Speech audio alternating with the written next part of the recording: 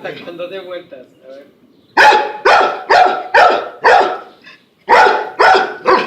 Hazlo que haga un truco.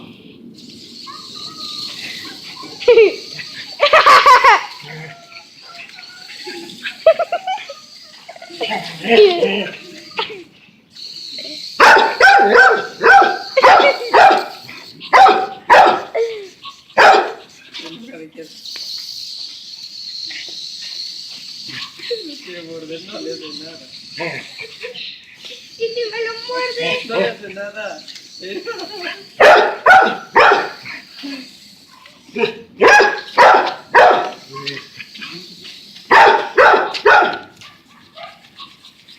Dile que te proteja.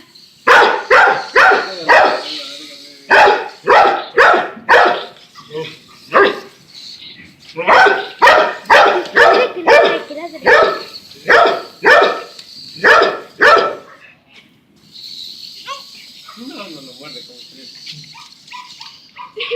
¡No!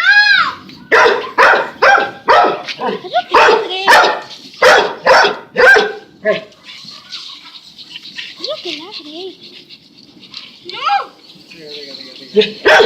Hazlo para acá atrás. Allá, allá, no, hasta allá. Eso, mira. Deja ahorita los pasos. Hazlo ladrar. No le hace nada, mira. Ahorita irá. Ahorita asústalo.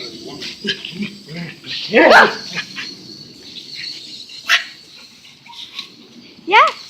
Enrique. Mira.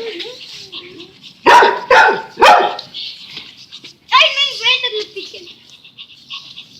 ¡Hazlo ladre! ¡No puedo! ¿Por qué? No le puedo enseñar ese truco.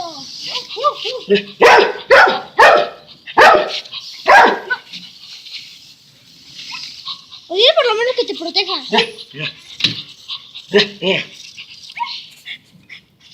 ¡Protégeme! ¡Protégeme!